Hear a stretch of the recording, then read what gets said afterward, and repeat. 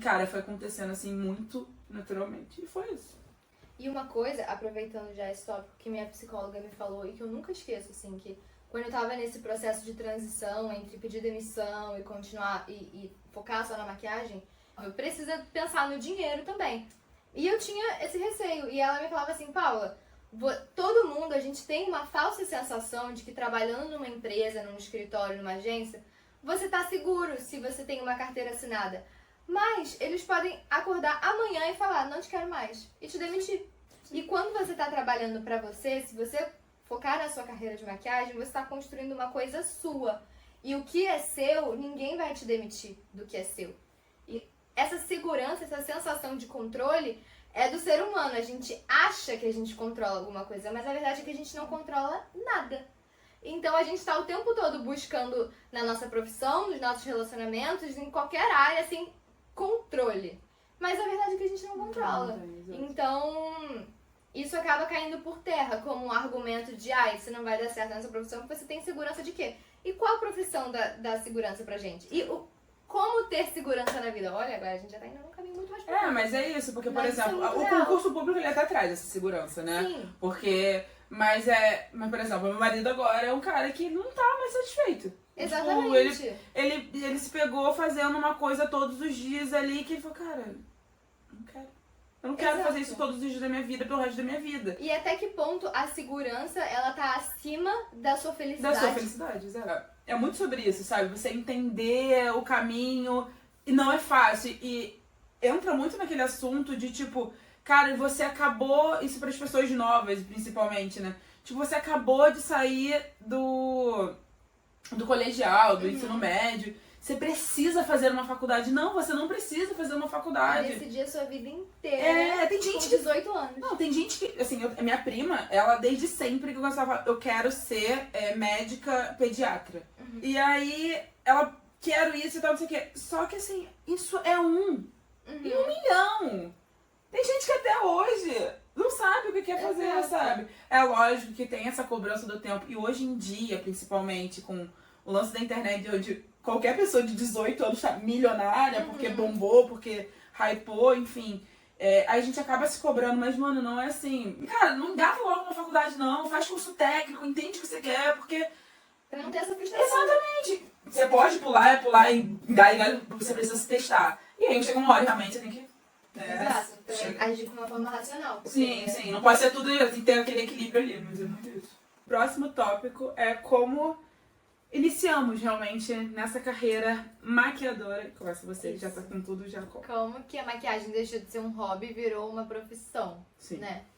Porque assim, no meu caso, como eu falei, isso sempre esteve em mim desde muito nova, mas acho que eu nunca tinha pensado em realmente ser uma profissão. Essas minhas amigas que maquiavam falavam, ai, Paula tem que abrir um salão, Paula tem que abrir um salão. E eu ficava assim, ai não, gente, não.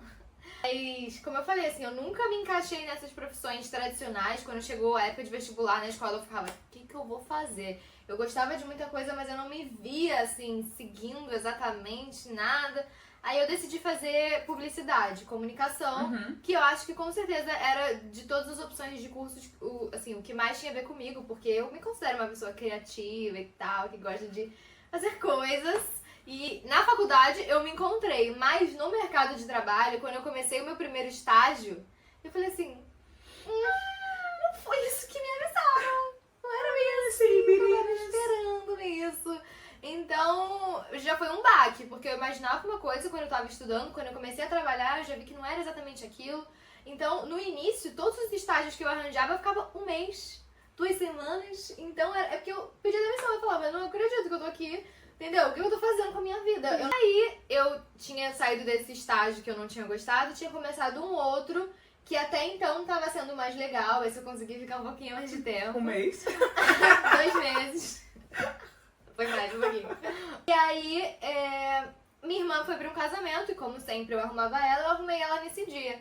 E aí, as amigas gostaram muito, falaram, ai, nossa, antes você fez seu cabelo, antes você fez sua maquiagem, ela foi minha irmã. E não sei como, assim, uma voz de um anjo sussurrou no meu ouvido e falou, cria um perfil no Instagram. A voz do anjo sussurrou no meu ouvido, foi muito bom.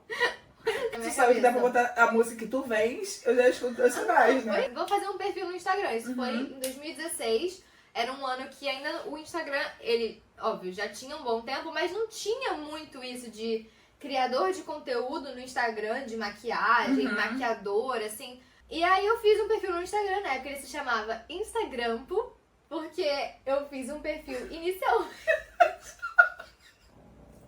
Não ri!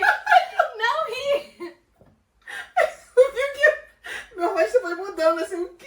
Instagram, pô? Que surto! Vai, Sim, porque segue. eu pensei, maquiagem, apesar de eu ter muita maquiagem pra uma pessoa normal, eu não tenho um material profissional pra maquiar outras pessoas. Entendi. Mas cabelo, na minha visão, naquela época Era era mais simples, fácil. era só comprar grampos elásticos e um Não é à toa que é spray, Instagram. entendeu? Aí eu falei, eu vou fazer um Instagram de tranças, assim, de penteados. E aí eu pensei em botar Instagrampo. Chamei minha irmã numa tarde, falei, vamos fazer vários penteados hoje. A gente fez, assim, uns 7 penteados diferentes. Eu fotografei todos e postei todos. No mesmo dia, na mesma hora, e segui todas as meninas que eu seguia e segui todas as meninas que ela seguia. E foi assim, joguei lá. E umas 2 semanas depois, uma menina me chamou. E quando ela falou comigo, ela disse, você faz maquiagem também? Eu falei, olha, faço, mas eu não tenho todos os produtos. Ela, não tem problema, você pode usar o meu. E na época eu cobrava, assim, um valor super simbólico, porque não era com o intuito de, ganhar dinheiro, porque nesse momento eu ainda não via como uma profissão. Entendi. Eu via como um hobby. Assim, Perfeito. eu tô estagiando nesse lugar aqui que eu odeio, mas eu vou ter E esse era mais final de hobby. semana também, né? Exato. Se for pensar. Essa menina me chamou, eu atendi ela, primeira pessoa que eu atendi profissionalmente. E aí depois dela surgiu mais uma e outra, e no início eu ia fazendo assim, eu fazia penteado, o perfil era o Instagrampo, mas eu também fazia maquiagem, mas eu não usava, assim, eu usava o que eu tinha junto com o que a pessoa tivesse. E aí foi me indicando pra outra, porque eu tinha um resultado legal. E eu não cobrava quase nada, eu ia em casa, na casa das pessoas, então eu pagava pra atender, na verdade, né? Entendi. Se botar na ponta do lápis. Só que foi indo, e eu comecei a ir cada vez mais atender.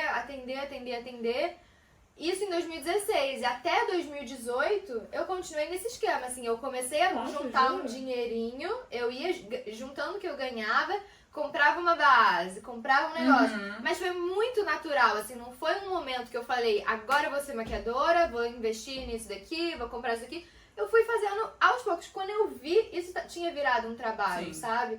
Nesse momento que eu falei, acho que isso tá virando um trabalho. Então, em 2017 eu me formei na faculdade, eu já não tava mais naquele estágio anterior.